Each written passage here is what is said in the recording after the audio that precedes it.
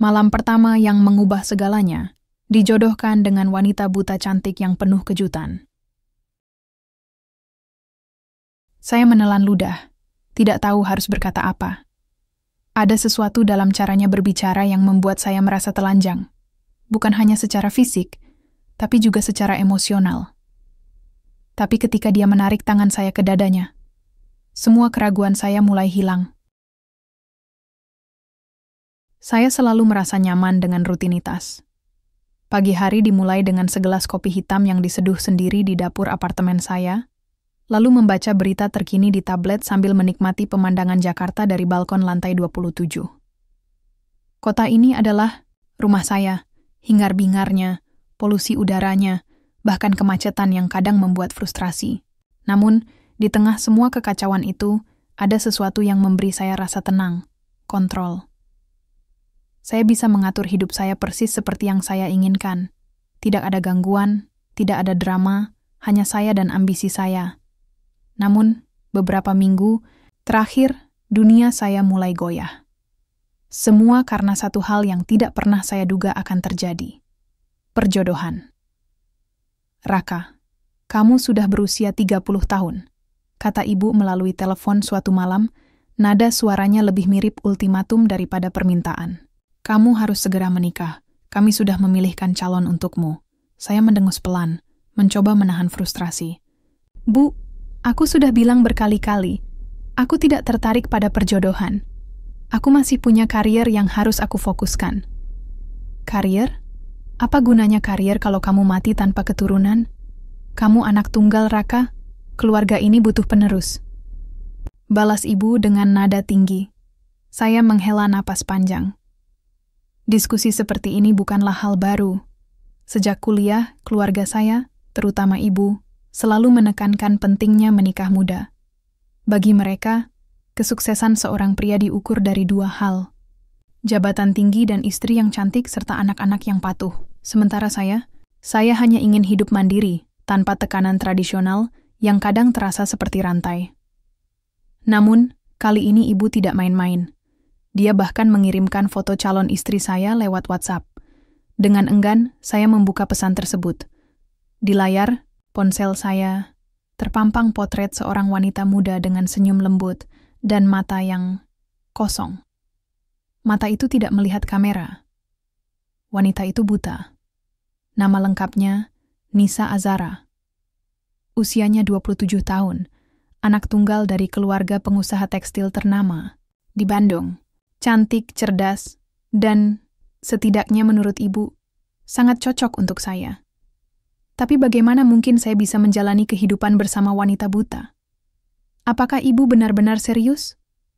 Saya memutuskan untuk menunda pembicaraan itu. Setiap kali ibu menghubungi, saya beralasan sibuk dengan pekerjaan. Namun, semakin saya menunda, semakin keras desakan mereka. Ayah, yang biasanya lebih santai soal urusan keluarga, juga mulai ikut campur. Mereka bahkan mengancam tidak akan hadir dalam rapat promosi saya jika saya terus menolak ide perjodohan ini. Akhirnya, setelah hampir sebulan berdebat, saya menyerah. Bukan karena saya setuju, tapi karena saya lelah. Saya memutuskan untuk bertemu Nisa sekali saja. Jika dia ternyata seperti yang ibu gambarkan, mungkin saya bisa mempertimbangkan. Jika tidak, saya akan mencari cara lain untuk meyakinkan mereka bahwa saya bisa hidup bahagia tanpa pernikahan. Pertemuan pertama kami diadakan di sebuah restoran mewah di Menteng, Jakarta Pusat. Restoran itu dipenuhi oleh orang-orang berkelas, tempat favorit para eksekutif dan politisi untuk makan siang. Saya tiba lebih awal, duduk di salah satu meja dekat jendela besar yang menghadap ke taman. Suasana tenang, namun perasaan saya tidak begitu sama. Ada kegelisahan aneh yang menyelimuti saya. Apa yang akan saya katakan kepada wanita ini? Bagaimana cara berbicara dengan seseorang yang tidak bisa melihat? Beberapa menit kemudian, dia datang. Nisa masuk ke restoran dengan langkah mantap, meskipun tangannya meraba-raba sedikit saat melewati pintu. Dia tidak menggunakan tongkat atau bantuan orang lain, seperti yang saya bayangkan sebelumnya. Dia mengenakan gaun biru pastel yang elegan, rambutnya diikat rapi ke belakang, dan wajahnya bersinar meski tanpa polesan make-up berlebihan. Begitu dia duduk di kursi di hadapan saya, dia tersenyum hangat. "Selamat siang, Mas Raka," katanya. Suaranya lembut tetapi percaya diri. "Terima kasih sudah bersedia bertemu denganku." Saya terdiam sejenak, agak terkejut oleh aura ketenangannya. Ya, iya. Selamat siang, Mbak Nisa." Saya mencoba tersenyum, meskipun saya yakin terlihat canggung. Percakapan kami dimulai dengan topik ringan, pekerjaan, hobi, dan pandangan tentang kehidupan. Nisa ternyata sangat cerdas. Dia berbicara dengan keyakinan yang membuat saya lupa bahwa dia tidak bisa melihat. Dia bercerita bahwa dia bekerja sebagai guru musik privat untuk anak-anak tunanetra, dan dia juga aktif di komunitas seni lokal. Saat dia berbicara tentang musik, matanya, meskipun tidak melihat, berbinar penuh semangat. Namun, ada sesuatu yang aneh tentang cara dia berbicara. Kadang-kadang, dia seolah-olah bisa membaca pikiran saya. Ketika saya ragu-ragu menjawab pertanyaan tentang masa depan, dia langsung berkomentar, "Mas Raka tampaknya belum yakin dengan konsep pernikahan, ya?" Saya terkejut. "Bagaimana kamu tahu?" Dia tertawa kecil. "Aku bisa mendengar keraguan dalam suaramu. Lagi pula, jarimu terus-menerus memainkan gagang cangkirmu. Itu tanda kecemasan." Saya menunduk, sadar bahwa dia benar. Nisa memiliki indera keenam yang luar biasa. Dia mungkin tidak bisa melihat, tetapi dia bisa membaca orang dengan cara yang tidak saya pahami. Pertemuan itu berlangsung selama 2 jam. Saat kami berpisah, saya merasa bingung. Nisa bukan seperti yang saya bayangkan. Dia kuat, cerdas, dan memiliki daya tarik yang sulit dijelaskan. Tapi apakah saya siap untuk menjalani kehidupan bersamanya? Apakah saya bisa menjadi suami yang baik bagi wanita seperti dia? 3 hari kemudian, keluarga kami mengadakan pertemuan resmi untuk membahas pernikahan. Saya masih ragu, tetapi ibu dan ayah tampak begitu antusias. Bahkan keluarga Nisa, yang baru saya temui untuk pertama kalinya, sangat ramah dan sopan. Mereka menawarkan segala macam kemewahan. Mahar yang besar, resepsi mewah, bahkan janji untuk membantu karier saya di perusahaan teknologi. Akhirnya, dengan hati yang masih penuh keraguan, saya menyetujui pernikahan itu. Mungkin ini adalah ujian hidup saya. Mungkin ini adalah cara Tuhan mengajari saya tentang arti cinta sejati. Namun, satu hal yang saya yakini, malam pertama nanti akan menjadi momen penentuan. Apakah saya benar-benar siap untuk menjalani kehidupan bersama wanita yang penuh kejutan ini? Keesokan harinya, kami menikah dalam sebuah upacara sederhana, namun megah di sebuah hotel mewah di Jakarta. Malam pertama menjadi momen ketegangan bagi keduanya, terutama Raka, yang masih dipenuhi keraguan. Malam itu, udara di kamar pengantin terasa begitu intim. Cahaya temaram dari lampu kristal memberikan kesan mewah sekaligus menggoda. Saya berdiri di dekat jendela besar, yang memperlihatkan pemandangan Jakarta yang gemerlap, tapi pikiran saya tidak benar-benar fokus pada kota di luar sana. Mata saya tertuju pada Nisa, yang duduk di tepi ranjang dengan postur tubuh anggun. Gaun tidur putihnya yang tipis melingkupi tubuhnya dengan sempurna, menampilkan lekukan-lekukannya yang halus dan menggoda. Saya mencoba untuk tetap tenang, tapi denyut nadi saya semakin cepat. Ini adalah malam pertama kami, dan meskipun saya merasa gugup, ada sesuatu dalam tatapan kosong Nisa yang membuat saya penasaran, dan mungkin sedikit terobsesi. "Mas Raka," suaranya memecah keheningan, pelan namun tegas. "Kamu masih ragu?" Saya terhenti saat dia menyebut nama saya. Dia tidak bisa melihat saya, tapi sepertinya dia bisa membaca pikiran saya. Saya mendekat perlahan, hingga akhirnya duduk di sampingnya di tepi ranjang. "Kenapa kamu berpikir aku ragu?" tanya saya. Mencoba terdengar santai meski napas saya mulai tersengal. "Karena cara kamu bernapas," jawabnya tanpa ragu. Tangannya meraba-raba di udara hingga menemukan wajah saya. Sentuhan tangannya begitu lembut, seperti sayap kupu-kupu yang menyentuh kulit saya. "Aku bisa merasakan keteganganmu." Saya menelan ludah, tidak tahu harus berkata apa. Ada sesuatu dalam caranya berbicara yang membuat saya merasa telanjang. bukan hanya secara fisik, tapi juga secara emosional. Tapi ketika dia menarik tangan, saya ke dadanya, semua keraguan saya mulai hilang. Nisa memandu tangan saya menyentuh lekuk tubuhnya yang halus. Kulitnya begitu lembut, hampir seperti sutra. Saya bisa merasakan detak jantungnya yang cepat, seolah-olah dia juga merasakan ketegangan yang sama. Napas saya menjadi lebih berat saat dia membiarkan tangan saya menjelajahi tubuhnya lebih jauh. Dia tidak menahan diri, seolah-olah dia ingin saya mengenalnya dengan cara yang paling intim. "Aku ingin kamu tahu siapa aku," bisiknya di telinga saya. Suaranya rendah dan menggoda, bukan hanya hatiku, tapi juga tubuhku. Kalimat itu seperti api yang menyulut hasrat saya. Saya tidak bisa lagi menahan diri. Saya menariknya lebih dekat, tubuhnya yang hangat menyentuh tubuh saya. Bibir saya menemukan bibirnya, dan ciuman. Kami semakin intens. Napas kami bercampur, tangan saya bergerak liar di tubuhnya yang lentur, membelai setiap inci kulitnya yang halus.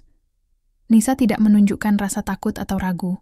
Sebaliknya, dia tampak sangat percaya diri, bahkan mungkin lebih percaya diri daripada saya. Dia menuntun tangan saya ke bagian tubuhnya yang paling sensitif, membiarkan saya merasakan betapa ia menikmati setiap sentuhan. Suara desahannya yang halus membuat saya semakin terbakar oleh hasrat. Ketika saya mulai melepas gaun tidurnya, dia tidak menolak. Tubuhnya yang indah terbuka di hadapan saya, dan saya tidak bisa menahan diri untuk tidak menyentuhnya lebih dalam. Setiap sentuhan saya dibalas dengan erangan lembut dari bibirnya, membuat saya semakin tenggelam dalam lautan kenikmatan. "Aku ingin kamu merasakan aku," katanya, suaranya bergetar karena kenikmatan. Sepenuhnya, saya tidak bisa menahan diri lagi. Ketika tubuh kami bersatu, ada ledakan hasrat yang begitu kuat hingga rasanya seperti dunia berhenti berputar. Gerakan kami semakin liar, napas kami semakin cepat, dan suara desahan kami memenuhi ruangan. Nisa memeluk saya erat, tubuhnya bergetar dalam pelukan saya saat kami mencapai puncak kenikmatan bersama. Setelah itu, kami berbaring berdampingan, napas kami masih tersengal-sengal. Tubuh Nisa yang lembut masih terasa hangat di samping saya, dan saya tidak bisa menahan diri untuk tidak membelai rambutnya yang halus. "Kamu begitu indah," kata saya pelan. Suara saya terdengar serak karena campuran emosi dan kelelahan. Nisa tersenyum tipis, matanya yang buta tetap kosong, tapi ekspresinya begitu penuh arti. "Aku tahu kamu masih punya banyak pertanyaan tentangku," katanya, suaranya lembut tapi tegas. "Tapi malam ini, aku hanya ingin kita saling merasakan satu sama lain." Saya mengangguk, meskipun dia tidak bisa melihatnya. Malam pertama, kami telah membuka pintu baru dalam hubungan kami.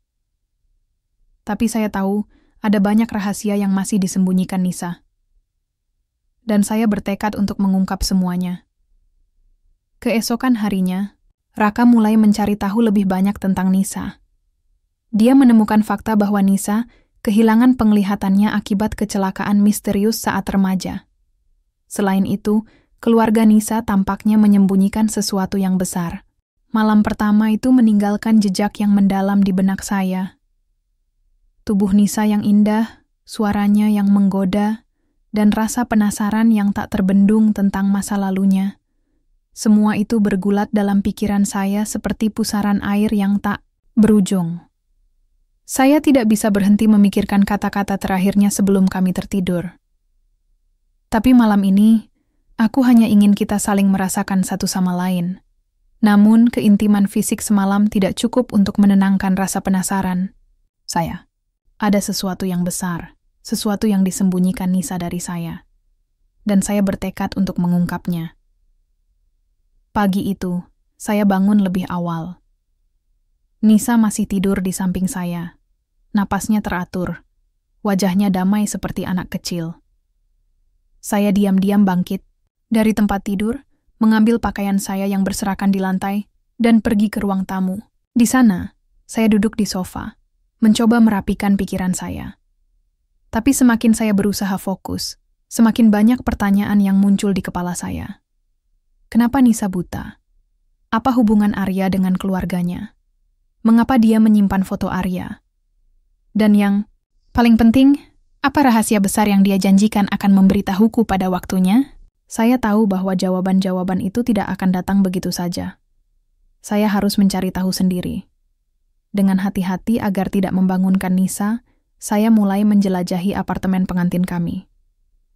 Koper Nisa sudah dibongkar oleh asisten rumah tangga, tapi barang-barang pribadinya tersusun rapi di lemari. Saya membuka pintu lemari perlahan, berharap menemukan sesuatu yang bisa memberi saya petunjuk. Di salah satu rak, saya menemukan sebuah kotak kayu kecil yang terlihat tua. Saat saya membukanya, ada beberapa benda di dalamnya. Surat-surat tua, foto-foto keluarga, dan sebuah buku harian kecil. Saya meraih buku harian itu, membuka halaman pertamanya. Tulisan di dalamnya agak pudar, tetapi masih bisa dibaca. Itu adalah tulisan tangan Nisa, entah dari masa remajanya. 12. Mei 2018 hari ini adalah hari ulang tahunku yang ke-17. Ibu dan ayah membelikan piano baru untukku. Aku sangat senang, tapi ada sesuatu yang mengganggu. Arya tidak datang ke pestaku. Katanya dia sedang sibuk dengan urusan sekolah, tapi aku tahu itu hanya alasan. Dia selalu melindungiku, tapi kali ini aku merasa dia menyembunyikan sesuatu dariku. Saya membalik halaman berikutnya, jantung saya mulai berdegup lebih cepat. 15 Juni 2018 Arya akhirnya mengatakan padaku tentang rahasia keluarga. Aku tidak bisa menulis detailnya di sini karena aku takut seseorang akan membacanya. Tapi yang pasti, mereka melakukan sesuatu yang buruk. Sesuatu yang tidak seharusnya kulakukan. Aku harus melindungi Arya, meskipun itu berarti aku harus mengorbankan diriku sendiri. Saya menutup buku harian itu, perasaan cemas mulai menguasai saya. Apa yang dimaksud Nisa dengan mengorbankan diriku sendiri? Apakah itu ada hubungannya dengan kebutaannya? Atau bahkan dengan hilangnya Arya? Sebelum saya sempat melanjutkan eksplorasi saya mendengar suara langkah kaki dari arah kamar. Nisa. Saya segera meletakkan kembali buku harian itu ke tempatnya, dan berusaha terlihat santai saat dia masuk ke ruang tamu. "Oh, kamu sudah bangun?" katanya. Suaranya lembut seperti biasa. "Aku baru saja mau membuat sarapan. Tidak perlu repot," kata saya cepat-cepat. "Aku bisa memesan makanan dari restoran." Nisa tersenyum tipis. "Kamu tidak perlu khawatir soal aku. Aku sudah biasa melakukan segalanya sendiri." Saya mengangguk, tapi mata saya tertuju pada tas kecil yang dia pegang. Tas itu tampaknya berisi dokumen-dokumen penting. "Apa itu?" tanyaku tanpa sadar.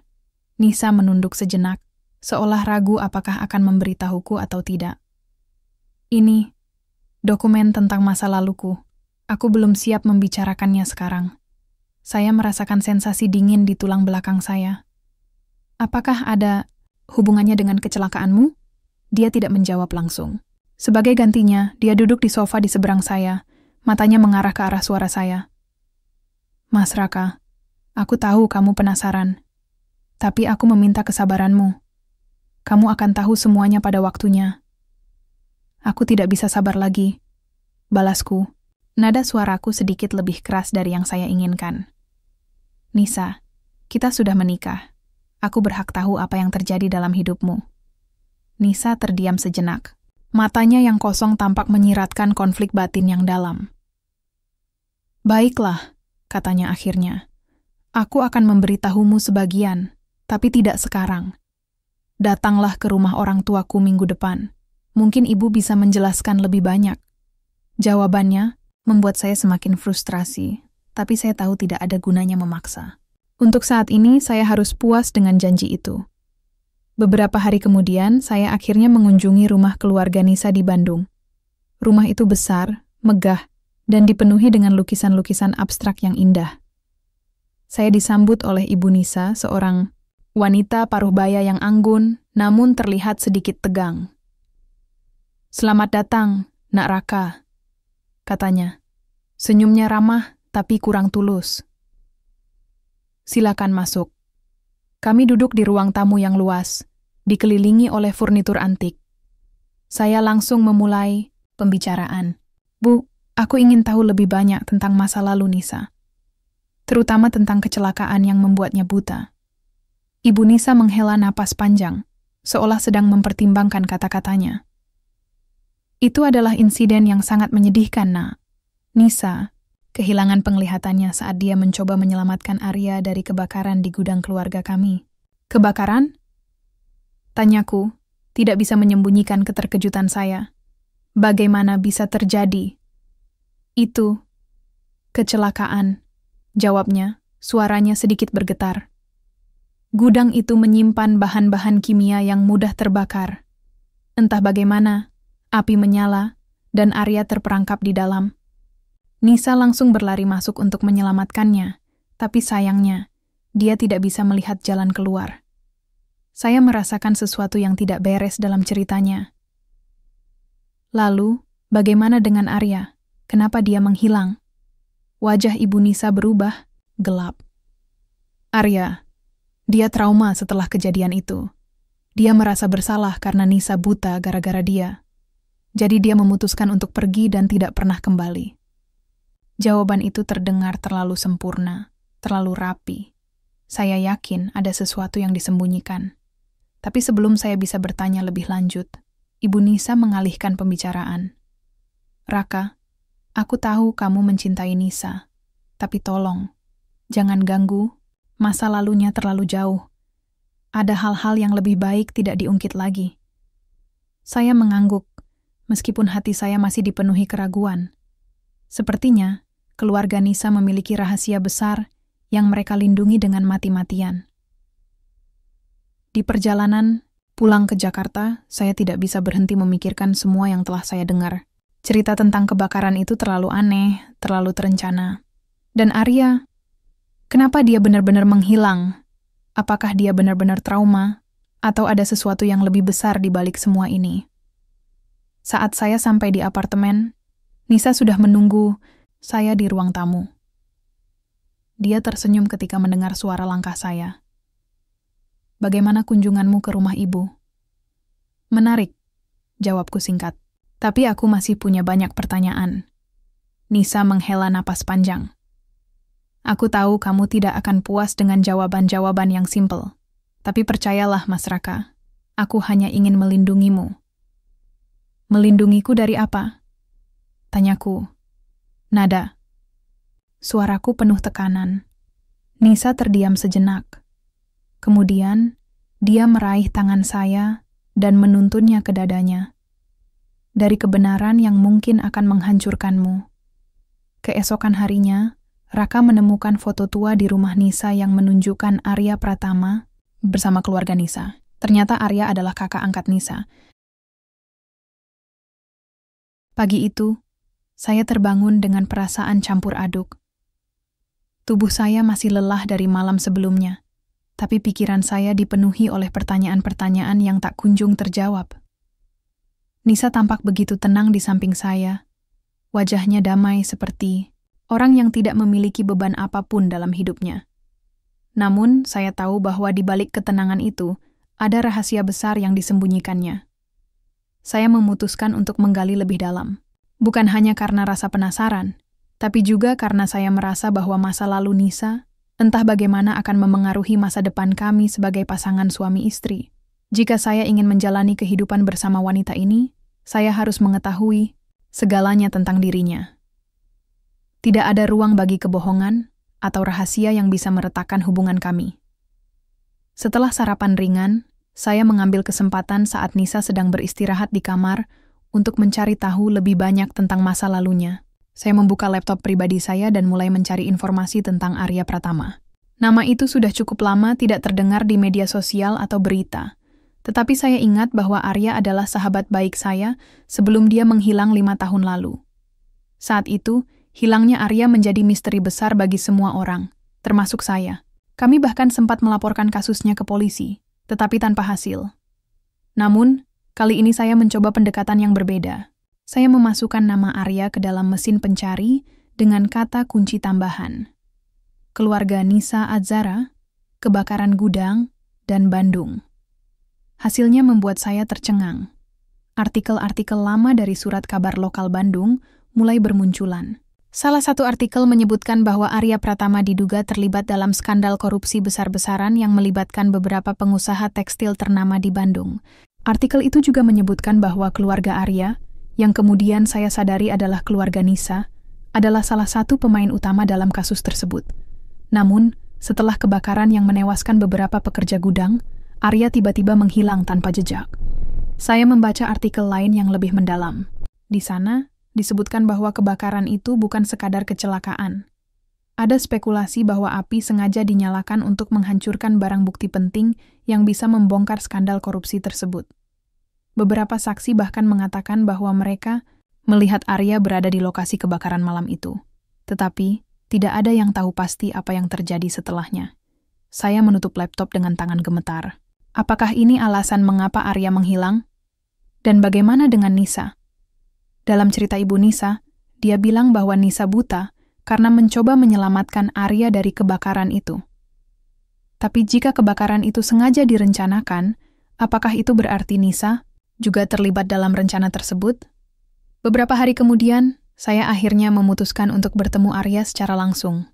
Saya tahu ini adalah langkah berisiko, tetapi saya yakin bahwa Arya adalah kunci untuk mengungkap semua rahasia ini.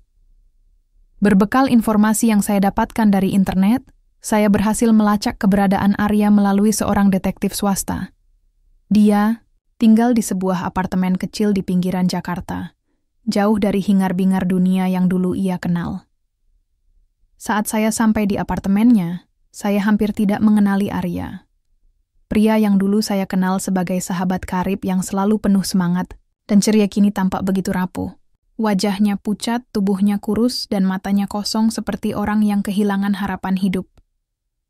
Arya, panggil saya pelan, mencoba tidak mengejutkannya. Dia menoleh, matanya melebar saat melihat saya. Raka, astaga, sudah berapa lama? 5 tahun, jawab saya singkat. Kamu menghilang tanpa jejak. Arya tertawa kecil, tapi tawanya terdengar pahit. Ya, aku tahu. Aku memang sengaja menghilang. Kenapa? Tanyaku, nada suaraku tegas. Dan apa hubunganmu dengan keluarga Nisa? Arya menghela napas panjang, seolah-olah dia sudah lama menunggu pertanyaan ini. Baiklah, aku akan memberitahumu semuanya. Tapi kamu harus janji untuk tidak memberitahukan hal ini pada siapapun. Saya mengangguk, meskipun saya tahu bahwa janji itu tidak akan mudah untuk dipenuhi. Begini Raka, katanya, suaranya rendah dan bergetar. Aku memang terlibat dalam skandal korupsi itu, tapi itu bukan sepenuhnya atas kemauanku. Keluarga Nisa, ayah Nisa, tepatnya, memaksaku untuk melakukannya. Mereka mengancam akan membunuh Nisa jika aku tidak menuruti perintah mereka. Saya terdiam, tidak bisa memproses kata-katanya. Membunuh Nisa? Kenapa? Karena Nisa mengetahui sesuatu yang seharusnya tidak dia ketahui, lanjut Arya. Dia menemukan dokumen-dokumen yang membuktikan bahwa ayahnya terlibat dalam perdagangan ilegal dan korupsi. Ayahnya panik, dan dia memutuskan untuk membungkam Nisa dengan cara apapun.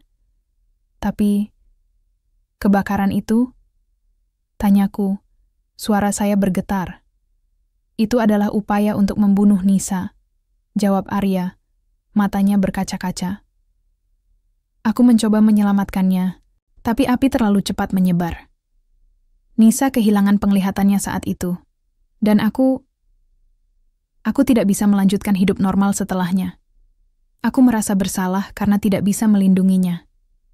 Saya merasakan dingin menjalar di tulang belakang saya. Jadi kebutaan Nisa bukan karena kecelakaan biasa, itu adalah percobaan pembunuhan yang gagal. Lalu, kenapa kamu menghilang? Tanyaku lagi. Karena aku tahu ayah Nisa tidak akan berhenti sampai dia benar-benar membungkam Nisa, jawab Arya. Aku harus melarikan diri untuk melindungi diriku sendiri. Tapi aku juga tahu bahwa Nisa tidak akan aman selama dia tinggal di rumah itu. Saat saya meninggalkan apartemen Arya, kepala saya dipenuhi oleh emosi yang bercampur aduk. Saya marah, bingung, dan merasa dikhianati. Bagaimana mungkin keluarga Nisa melakukan hal sejahat itu kepada putri mereka sendiri? Dan Nisa, apakah dia tahu bahwa ayahnya berusaha membunuhnya?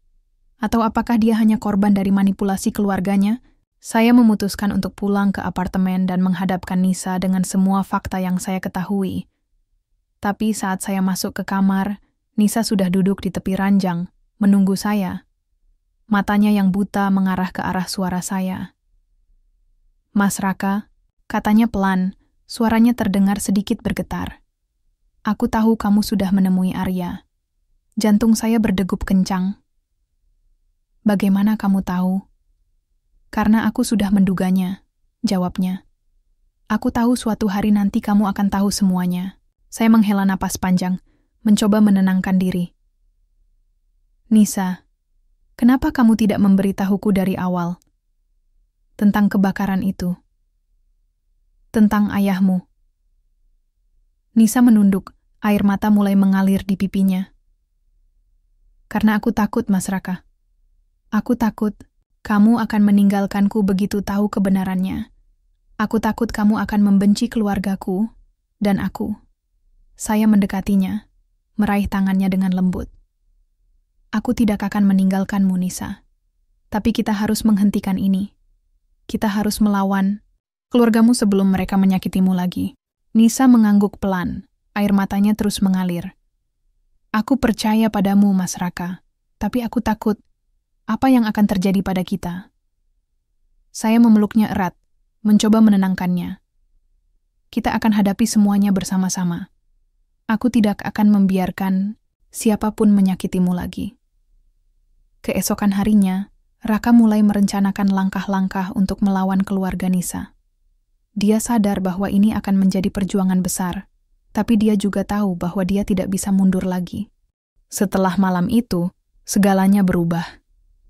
Nisa tidak lagi hanya seorang wanita buta yang cantik dan penuh misteri.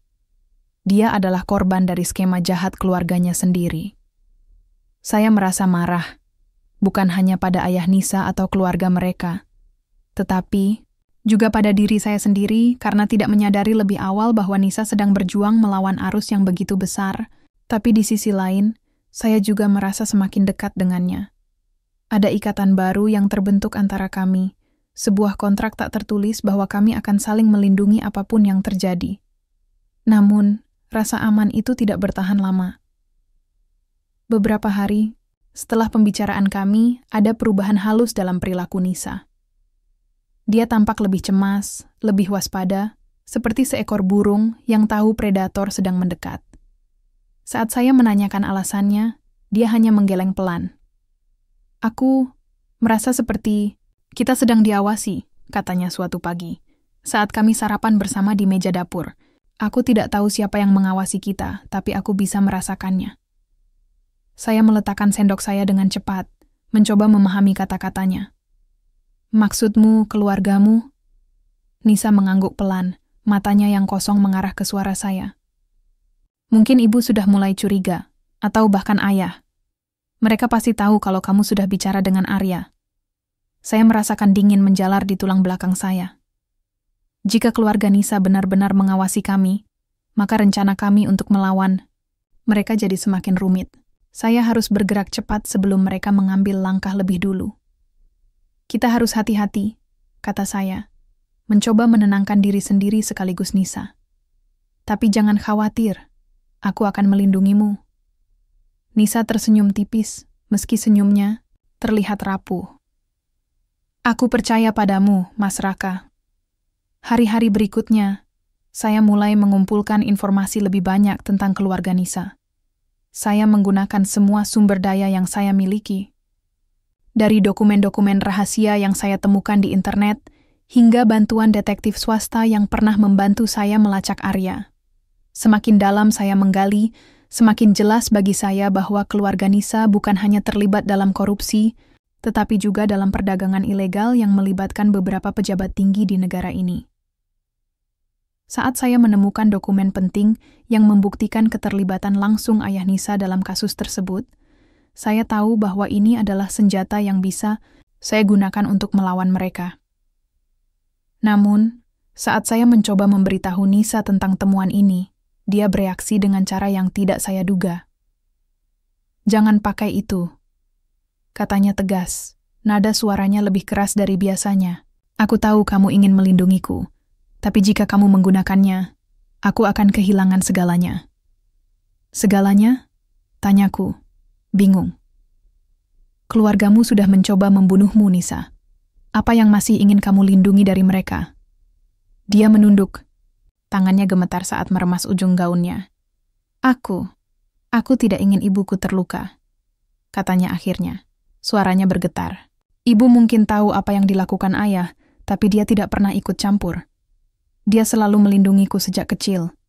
Aku tidak bisa membiarkan dia diseret ke dalam masalah ini. Saya menghela napas panjang, mencoba memahami dilemanya.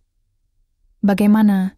Mungkin dia masih peduli pada keluarga yang telah mencoba membunuhnya?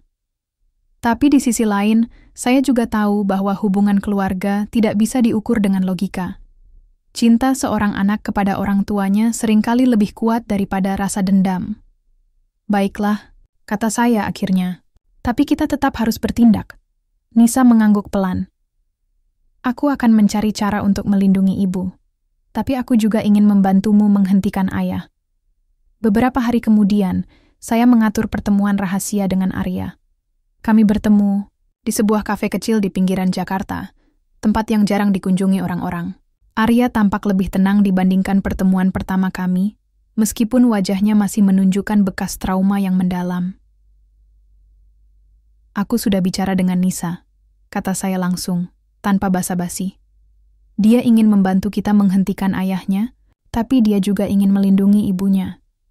Arya menghela napas panjang, matanya menatap cangkir kopi yang hampir kosong. Aku tahu ini sulit baginya. Nisa selalu mencintai ibu, meskipun dia tahu bahwa ibu kadang memilih diam demi melindungi keluarga. Jadi, apa yang harus kita lakukan? Tanyaku, mencoba mencari solusi. Arya berpikir sejenak sebelum menjawab. Kita harus menyerang langsung ke titik lemah ayah. Dia sangat memperhatikan reputasi keluarga. Jika kita bisa membocorkan dokumen-dokumen itu ke media, dia akan kehilangan segalanya. Dan saat itulah kita bisa memaksa dia untuk menghentikan semua kejahatannya. Saya merenung sejenak. Ide itu terdengar menjanjikan, tapi juga berisiko besar. Jika kami gagal, keluarga Nisa bisa melakukan apa saja untuk membalas dendam. Dan bagaimana dengan Nisa? Tanyaku, suaraku terdengar khawatir. Apa yang akan terjadi padanya jika kita melakukannya? Arya menatap saya dengan ekspresi serius. Itu sebabnya kalian harus siap untuk meninggalkan semuanya. Kalian harus pergi jauh-jauh dari keluarga, itu. Hidup baru, identitas baru. Tidak ada jalan lain. Saya merasa sesak di dada. Memulai hidup baru berarti meninggalkan segala sesuatu yang saya kenal. Pekerjaan saya, apartemen saya, bahkan keluarga saya sendiri. Tapi jika itu satu-satunya cara untuk melindungi Nisa, saya harus melakukannya. Saat saya pulang ke apartemen, saya menemukan Nisa duduk di sofa dengan ekspresi tegang. Di pangkuannya, ada tas kecil yang tampaknya berisi dokumen-dokumen penting. Mas, Rakas, katanya pelan, suaranya terdengar seperti bisikan. Aku sudah menemukan sesuatu yang bisa kita gunakan untuk melawan ayah. Saya duduk di sebelahnya. Hati saya berdebar kencang. Apa itu? Nisa membuka tasnya dan menyerahkan sebuah folder tebal kepada saya. Di dalamnya, ada dokumen-dokumen yang lebih detail daripada yang pernah saya temukan. Ada catatan transaksi ilegal, daftar nama pejabat yang terlibat, bahkan rekaman audio dari beberapa pertemuan rahasia keluarga Nisa. Ini akan cukup untuk menghancurkan ayah, katanya. Suaranya bergetar. Tapi aku harus memastikan bahwa ibu tidak terluka dalam prosesnya. Saya meraih tangannya dengan erat. Kita akan melakukannya bersama-sama, Nisa. Aku janji, aku tidak akan membiarkan siapapun menyakitimu. Nisa tersenyum tipis, meski matanya berkaca-kaca. Terima kasih, Mas Raka. Aku tahu aku bisa mempercayaimu. Namun, sebelum kami sempat bertindak lebih jauh, pintu apartemen tiba-tiba terbuka dengan keras. Dua pria berbadan besar masuk, diikuti oleh ayah Nisa yang tampak murka. Dia menatap kami dengan mata penuh kemarahan, tangan kanannya memegang pistol. Kalian pikir aku tidak tahu apa yang kalian rencanakan? Katanya dingin. Suaranya seperti es. Kalian pikir aku akan membiarkan kalian menghancurkan keluarga? Ini...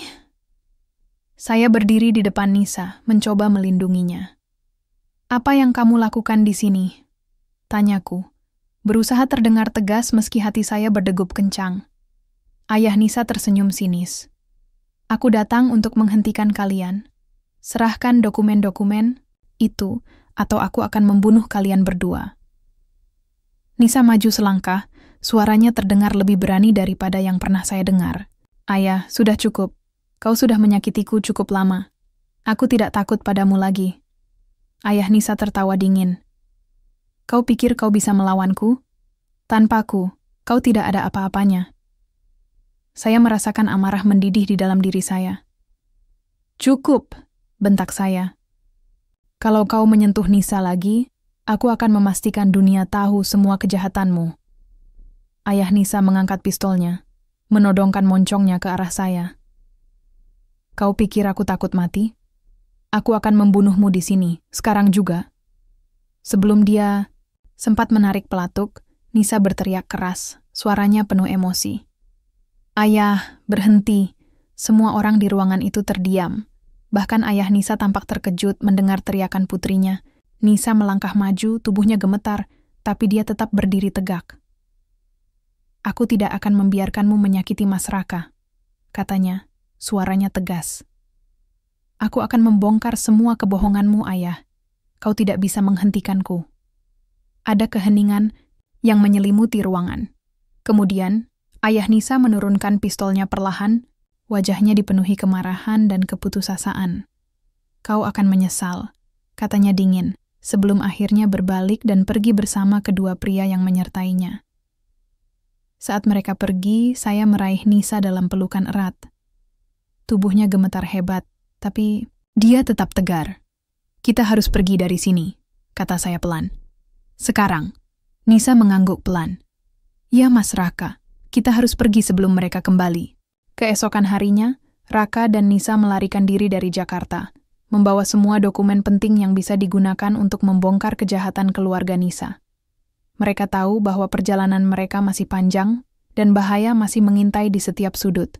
Setelah malam itu, segalanya berubah. Nisa tidak lagi hanya seorang wanita buta yang cantik dan penuh misteri. Dia adalah korban dari skema jahat keluarganya sendiri. Saya merasa marah, bukan hanya pada ayah Nisa atau keluarga mereka, tetapi juga pada diri saya sendiri karena tidak menyadari lebih awal bahwa Nisa sedang berjuang melawan arus yang begitu besar, tapi di sisi lain, saya juga merasa semakin dekat dengannya. Ada ikatan baru yang terbentuk antara kami, sebuah kontrak tak tertulis bahwa kami akan saling melindungi apapun yang terjadi. Namun, rasa aman itu tidak bertahan lama. Beberapa hari setelah pembicaraan kami, ada perubahan halus dalam perilaku Nisa. Dia tampak lebih cemas, lebih waspada, seperti seekor burung yang tahu predator sedang mendekat. Saat saya menanyakan alasannya, dia hanya menggeleng pelan. Aku merasa seperti kita sedang diawasi, katanya suatu pagi. Saat kami sarapan bersama di meja dapur, aku tidak tahu siapa yang mengawasi kita, tapi aku bisa merasakannya. Saya meletakkan sendok saya dengan cepat, mencoba memahami kata-katanya. Maksudmu, keluargamu? Nisa mengangguk pelan, matanya yang kosong mengarah ke suara saya. Mungkin ibu sudah mulai curiga, atau bahkan ayah. Mereka pasti tahu kalau kamu sudah bicara dengan Arya. Saya merasakan dingin menjalar di tulang belakang saya. Jika keluarga Nisa benar-benar mengawasi kami, maka rencana kami untuk melawan mereka jadi semakin rumit. Saya harus bergerak cepat sebelum mereka mengambil langkah lebih dulu. Kita harus hati-hati, kata saya, mencoba menenangkan diri sendiri sekaligus Nisa. Tapi jangan khawatir, aku akan melindungimu. Nisa tersenyum tipis, meski senyumnya terlihat rapuh. Aku percaya padamu, Mas Raka. Hari-hari berikutnya, saya mulai mengumpulkan informasi lebih banyak tentang keluarga Nisa. Saya menggunakan semua sumber daya yang saya miliki. Dari dokumen-dokumen rahasia yang saya temukan di internet, hingga bantuan detektif swasta yang pernah membantu saya melacak Arya. Semakin dalam saya menggali, semakin jelas bagi saya bahwa keluarga Nisa bukan hanya terlibat dalam korupsi, tetapi juga dalam perdagangan ilegal yang melibatkan beberapa pejabat tinggi di negara ini. Saat saya menemukan dokumen penting yang membuktikan keterlibatan langsung ayah Nisa dalam kasus tersebut, saya tahu bahwa ini adalah senjata yang bisa saya gunakan untuk melawan mereka. Namun, saat saya mencoba memberitahu Nisa tentang temuan ini, dia bereaksi dengan cara yang tidak saya duga. "Jangan pakai itu," katanya tegas. Nada suaranya lebih keras dari biasanya. "Aku tahu kamu ingin melindungiku, tapi jika kamu menggunakannya, aku akan kehilangan segalanya." "Segalanya?" tanyaku, bingung. "Keluargamu sudah mencoba membunuhmu, Nisa. Apa yang masih ingin kamu lindungi dari mereka?" Dia menunduk. Tangannya gemetar saat meremas ujung gaunnya. Aku tidak ingin ibuku terluka," katanya akhirnya. Suaranya bergetar. "Ibu mungkin tahu apa yang dilakukan ayah, tapi dia tidak pernah ikut campur. Dia selalu melindungiku sejak kecil. Aku tidak bisa membiarkan dia diseret ke dalam masalah ini." Saya menghela napas panjang, mencoba memahami dilemanya. Bagaimana? Mungkin dia masih peduli pada keluarga yang telah mencoba membunuhnya? Tapi di sisi lain, saya juga tahu bahwa hubungan keluarga tidak bisa diukur dengan logika. Cinta seorang anak kepada orang tuanya seringkali lebih kuat daripada rasa dendam. "Baiklah," kata saya akhirnya. "Tapi kita tetap harus bertindak." Nisa mengangguk pelan. "Aku akan mencari cara untuk melindungi ibu. Tapi aku juga ingin membantumu menghentikan ayah." Beberapa hari kemudian, saya mengatur pertemuan rahasia dengan Arya. Kami bertemu di sebuah kafe kecil di pinggiran Jakarta, tempat yang jarang dikunjungi orang-orang. Arya tampak lebih tenang dibandingkan pertemuan pertama kami, meskipun wajahnya masih menunjukkan bekas trauma yang mendalam. "Aku sudah bicara dengan Nisa," kata saya langsung, tanpa basa-basi. "Dia ingin membantu kita menghentikan ayahnya, tapi dia juga ingin melindungi ibunya." Arya menghela napas panjang. Matanya menatap cangkir kopi yang hampir kosong. Aku tahu ini sulit baginya. Nisa selalu mencintai ibu, meskipun dia tahu bahwa ibu kadang memilih diam demi melindungi keluarga. "Jadi, apa yang harus kita lakukan?" tanyaku, mencoba mencari solusi. Arya berpikir sejenak sebelum menjawab. "Kita harus menyerang langsung ke titik lemah ayah. Dia sangat memperhatikan reputasi keluarga. Jika kita bisa membocorkan dokumen-dokumen itu ke media, dia akan kehilangan segalanya. Dan saat itulah kita bisa memaksa dia untuk menghentikan semua kejahatannya." Saya merenung sejenak. Ide itu terdengar menjanjikan, tapi juga berisiko besar. Jika kami gagal, keluarga Nisa bisa melakukan apa saja untuk membalas dendam. "Dan bagaimana dengan Nisa?" tanyaku, suaraku terdengar khawatir.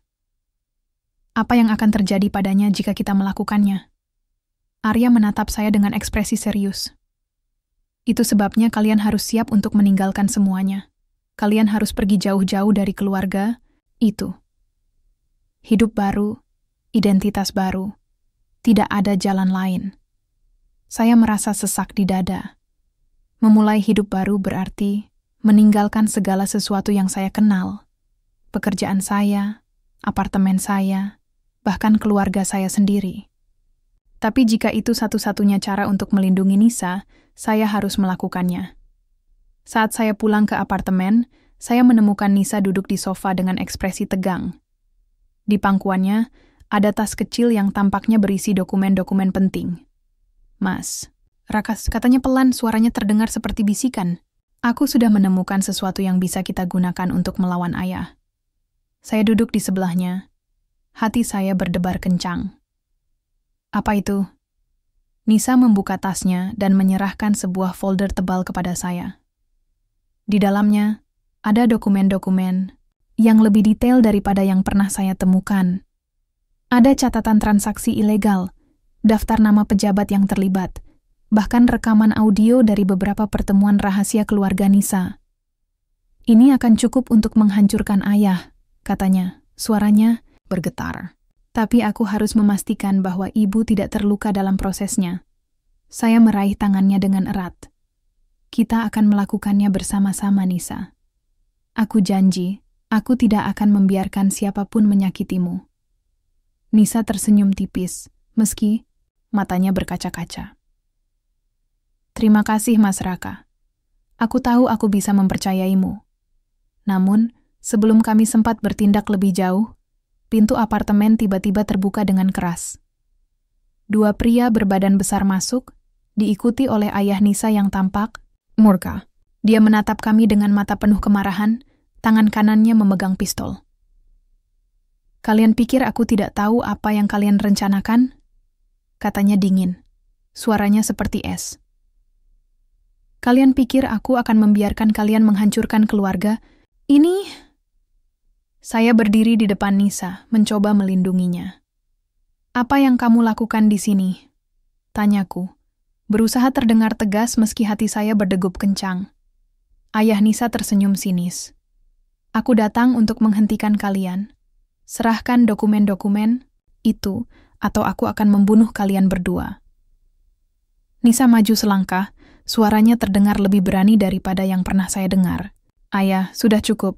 Kau sudah menyakitiku cukup lama. Aku tidak takut padamu lagi. Ayah Nisa tertawa dingin. Kau pikir kau bisa melawanku? Tanpaku, kau tidak ada apa-apanya. Saya merasakan amarah mendidih di dalam diri saya. Cukup, bentak saya. Kalau kau menyentuh Nisa lagi, aku akan memastikan dunia tahu semua kejahatanmu. Ayah Nisa mengangkat pistolnya, menodongkan moncongnya ke arah saya. Kau pikir aku takut mati? Aku akan membunuhmu di sini, sekarang juga. Sebelum dia sempat menarik pelatuk, Nisa berteriak keras, suaranya penuh emosi. Ayah, berhenti. Semua orang di ruangan itu terdiam. Bahkan ayah Nisa tampak terkejut mendengar teriakan putrinya. Nisa melangkah maju, tubuhnya gemetar, tapi dia tetap berdiri tegak. Aku tidak akan membiarkanmu menyakiti Mas Raka, katanya, suaranya tegas. Aku akan membongkar semua kebohonganmu, ayah. Kau tidak bisa menghentikanku. Ada keheningan yang menyelimuti ruangan. Kemudian, ayah Nisa menurunkan pistolnya perlahan, wajahnya dipenuhi kemarahan dan keputusasaan.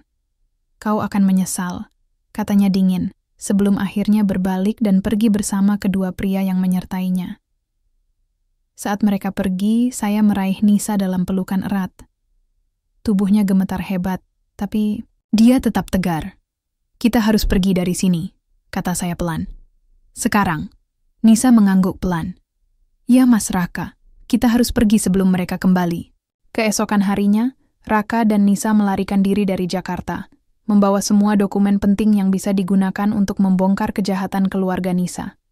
Mereka tahu bahwa perjalanan mereka masih panjang dan bahaya masih mengintai di setiap sudut. Rencana kami untuk menjebak ayah Nisa mulai bergerak. Setiap detik terasa seperti jam, dan ketegangan di udara semakin tebal. Kami, saya, Nisa, dan Arya, berkumpul di sebuah gubuk kecil di tengah hutan, tempat kami mempersiapkan langkah terakhir. Di sini, tidak ada sinyal ponsel atau orang lain yang bisa mendengar rencana kami. Ini adalah perang terakhir melawan keluarga Nisa, dan kami tahu bahwa ini bukan hanya soal menang atau kalah.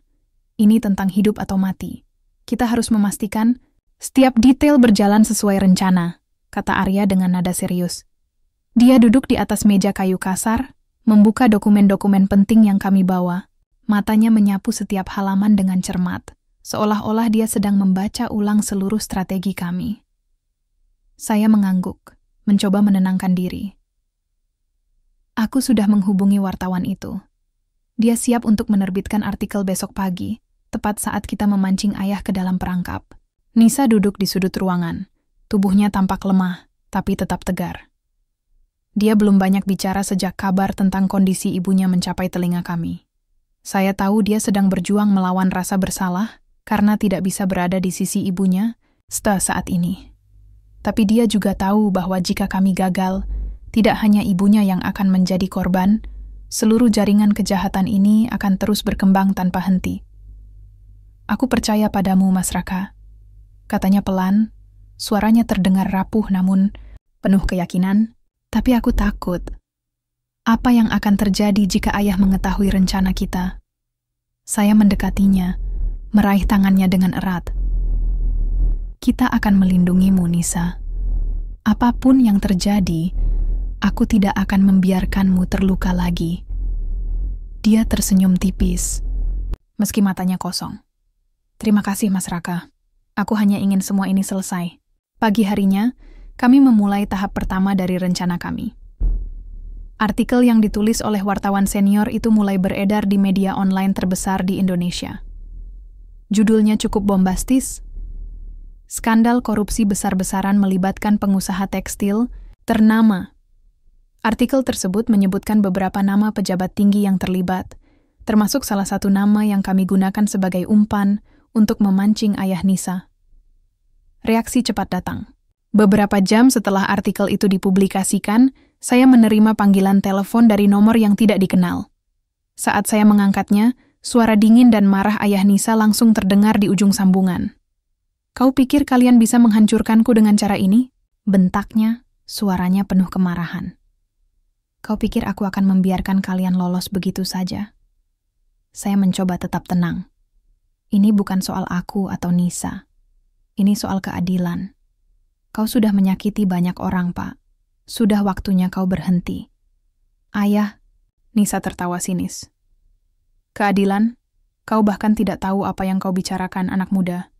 Kalau kau benar-benar ingin bermain, datanglah ke gudang tua di pinggiran Bogor malam ini. Kita selesaikan ini secara pribadi.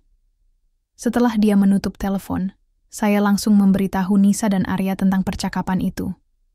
Mereka mengangguk, meskipun wajah mereka tampak tegang. Ini jebakan, kata Arya, suaranya rendah. Dia pasti sudah menyiapkan pasukan untuk menangkap kita. Maka kita harus lebih pintar darinya, balasku. Mencoba terdengar yakin meski hati saya dipenuhi oleh kecemasan. Kita pergi ke sana, tapi kita harus membawa bantuan. Malam itu, kami tiba di lokasi yang dimaksud oleh ayah Nisa. Gudang. Tua itu tampak suram di bawah sinar bulan, dikelilingi oleh pepohonan besar yang membuat suasana semakin menyeramkan. Kami tidak datang sendiri. Beberapa orang dari tim wartawan yang membantu kami ikut serta, membawa kamera dan alat rekaman untuk mendokumentasikan segala sesuatu yang terjadi. Ingat rencananya, bisik Arya kepada saya sebelum kami masuk. Biarkan dia berbicara, lalu kita serang balik.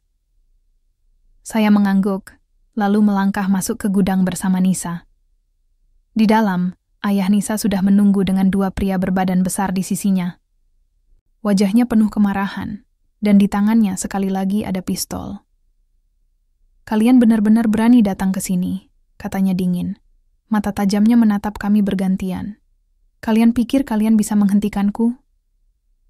Kami tidak datang untuk menghentikanmu, kata saya, mencoba terdengar tenang meski jantung saya berdegup kencang. Kami datang untuk menunjukkan kebenaran kepada dunia. Ayah Nisa tertawa keras, suaranya menggema di dalam gudang kosong itu. Kebenaran?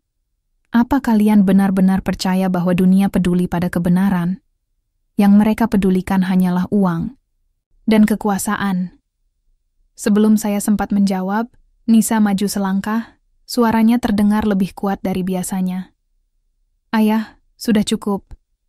Kau sudah menyakitiku, menyakiti ibu, dan menyakiti banyak orang lainnya. Aku tidak akan membiarkanmu menyakiti orang lain lagi. Ayah Nisa menatap Nisa dengan mata penuh kemarahan. Kau pikir kau bisa melawanku? Tanpaku, kau tidak ada apa-apanya. Kau salah, balas Nisa, suaranya tegas. Aku mungkin buta, tapi aku bisa melihat kebenaran. Dan kebenaran itu adalah bahwa kau bukanlah ayah yang baik. Kau hanya monster yang haus kekuasaan. Ada keheningan sesaat. Kemudian, ayah Nisa mengangkat pistolnya, menodongkan moncongnya ke arah Nisa. Kalau begitu, aku akan membunuhmu di sini, sekarang juga. Namun, sebelum dia sempat menarik pelatuk, lampu sorot besar tiba-tiba menyala, menerangi seluruh gudang. Tim wartawan yang kami bawa masuk dengan kamera terpasang, merekam segala sesuatu yang terjadi. Ayah Nisa terkejut, senjatanya terjatuh dari tangannya. Ini sudah berakhir, kata saya tegas.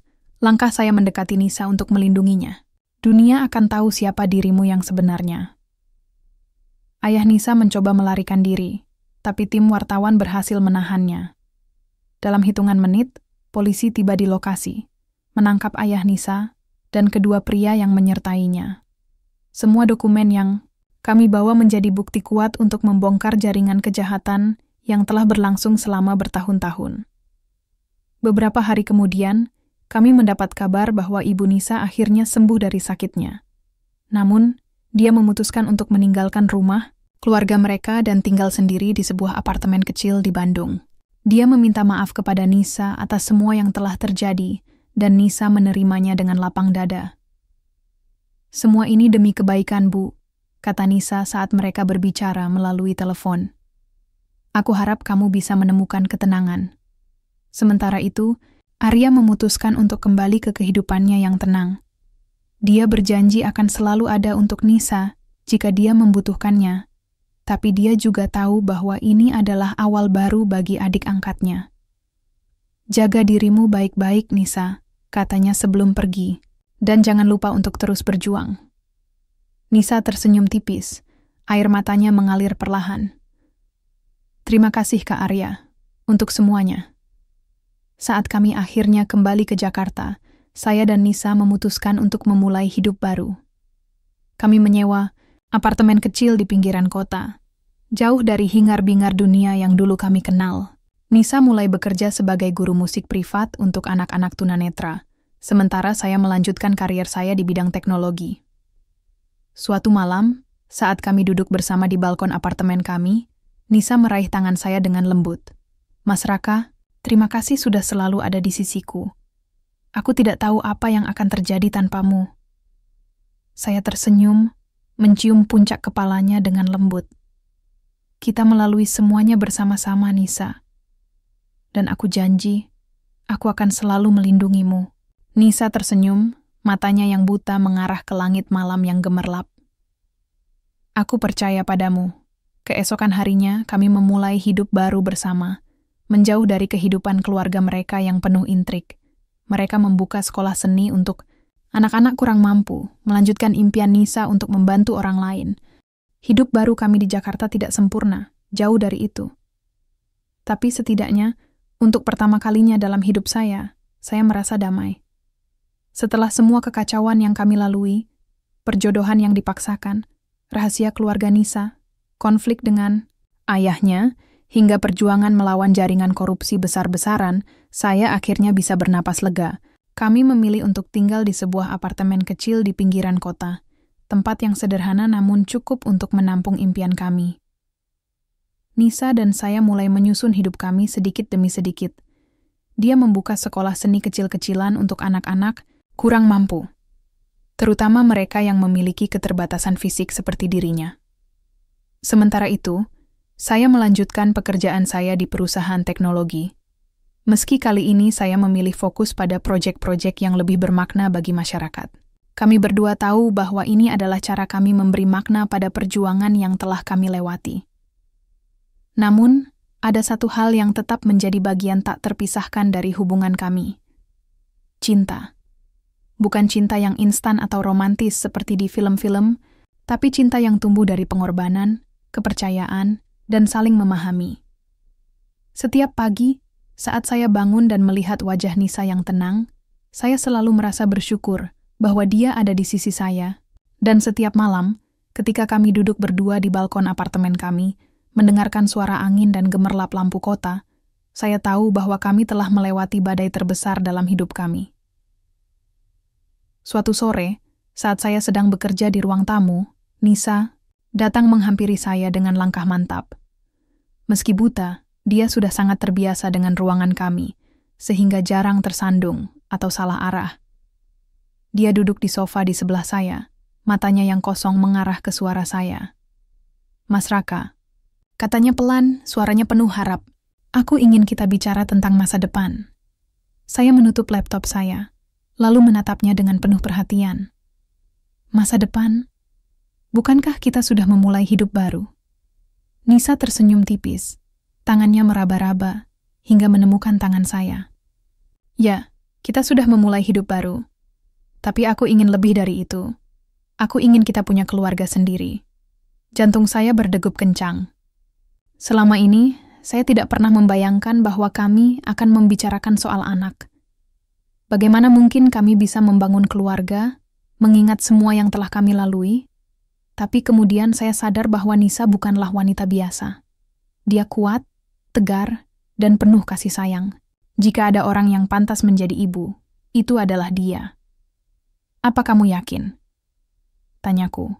Suaraku terdengar khawatir. Kehidupan kita tidak mudah, Nisa. Apa kamu siap untuk tantangan lebih besar lagi? Nisa mengangguk pelan, meski dia tidak bisa melihat saya.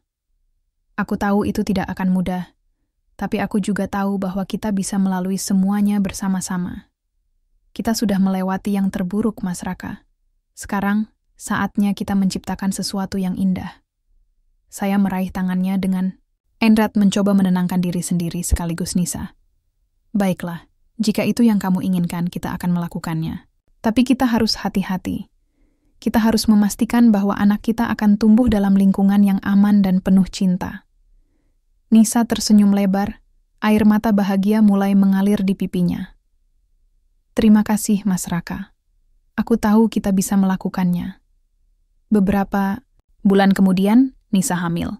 Berita itu membuat kami berdua begitu gembira, meski juga sedikit cemas. Kami tahu bahwa menjadi orang tua bukanlah hal yang mudah, apalagi dengan latar belakang kami yang penuh drama dan konflik. Tapi kami juga tahu bahwa cinta kami cukup kuat untuk menghadapi segala tantangan. Selama masa kehamilan Nisa, saya berusaha menjadi suami yang lebih baik. Saya membantu dia melakukan semua aktivitas rumah tangga, membacakan buku cerita untuk bayi kami yang belum lahir, bahkan ikut kursus parenting agar saya lebih siap menjadi ayah. Nisa sering tertawa melihat saya belajar cara memandikan boneka bayi dalam kursus tersebut, tapi dia juga tampak begitu bahagia melihat usaha saya. Kamu akan jadi ayah yang hebat, Mas Raka, katanya suatu hari saat kami duduk di ruang tamu setelah kursus parenting. Aku tahu itu. Saya tersenyum, mencium keningnya dengan lembut. Dan kamu akan jadi ibu yang luar biasa, Nisa.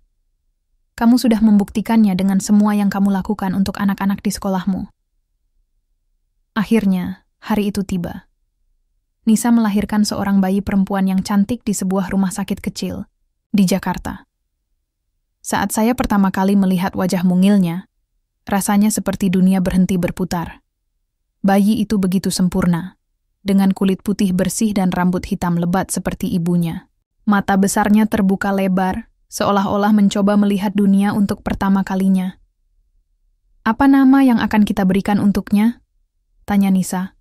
Suaranya lemah tapi penuh kebahagiaan. Saya menatap bayi kecil itu, lalu menoleh ke Nisa. Bagaimana kalau Arya, untuk menghormati kakak angkatmu? Nisa tersenyum, matanya berkaca-kaca. Arya, nama yang indah. Aku yakin dia akan senang mendengarnya. Setelah beberapa detik, Nisa menambahkan, tapi apa kata Arya sebenarnya? Kakak angkatku itu pasti akan protes karena kita menggunakan namanya untuk bayi perempuan. Saya tertawa kecil, mencium pipi Nisa dengan lembut. Kalau dia protes, kita bilang saja ini bentuk penghormatan. Lagi pula, Arya kan simbol perjuangan kita. Nisa mengangguk pelan, lalu meraih tangan saya dengan lembut. Terima kasih, Mas Raka. Terima kasih sudah menjadikan hidupku lebih berarti. Saya tersenyum, mencium keningnya sekali lagi. Kamu yang membuat hidupku lebih berarti, Nisa. Kita melalui semuanya bersama-sama, dan sekarang kita punya Arya untuk menjalani masa depan yang lebih cerah. Beberapa minggu kemudian, kami mulai menyesuaikan diri dengan kehidupan sebagai orang tua. Ada banyak tantangan, terutama bagi Nisa, yang harus belajar merawat bayi tanpa penglihatan. Tapi dia tidak pernah menyerah. Dia menggunakan indera lainnya, pendengaran, perabaan, dan intuisi, untuk memastikan bahwa Arya selalu aman dan nyaman. Di tengah semua kesibukan itu, kami juga mulai melibatkan diri dalam komunitas lokal. Nisa membuka cabang baru sekolah seninya, kali ini untuk semua anak tanpa memandang latar belakang mereka, Sementara itu, saya mulai bekerja sama dengan organisasi nirlaba untuk mengembangkan aplikasi teknologi yang membantu penyandang disabilitas.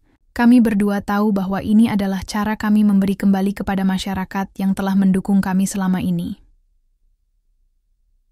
Suatu malam, saat kami duduk bersama di balkon apartemen kami, Arya tidur nyenyak di pangkuan Nisa. Saya melihat ke langit malam yang gemerlap. Pikiran saya dipenuhi oleh kenangan-kenangan yang telah kami lalui. Dari awal perjodohan yang dipaksakan hingga malam ini, perjalanan kami penuh dengan lika-liku yang tidak pernah saya duga sebelumnya. "Mas Raka," kata Nisa pelan, suaranya memecah keheningan. "Apa kamu bahagia?" Saya menoleh ke arahnya, tersenyum lembut. "Lebih dari yang pernah aku bayangkan, Nisa." "Kamu?" Nisa tersenyum, matanya yang kosong mengarah ke langit malam. "Aku juga. Aku tidak pernah membayangkan bahwa aku bisa menemukan cinta sejati seperti ini." Saya meraih tangannya dengan erat, mencoba menahan emosi yang mulai memuncak. "Kita sudah melewati banyak hal, Nisa. Tapi aku tahu bahwa ini bukan akhir. Ini baru permulaan." Nisa mengangguk pelan, lalu menunduk untuk mencium kepala Arya yang mungil. "Ya, ini baru permulaan. Dan aku tidak sabar untuk melihat apa yang akan terjadi selanjutnya." Keesokan harinya, kami melanjutkan kehidupan kami dengan penuh harapan. Kami tahu bahwa tantangan masih akan datang, tapi kami juga tahu bahwa cinta kami cukup kuat untuk menghadapinya.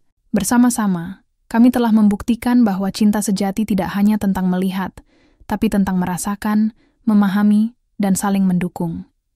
Dan di bawah langit Jakarta yang gemerlap, kami memulai babak baru dalam hidup kami, babak yang penuh cinta, harapan, dan mimpi-mimpi yang belum terwujud.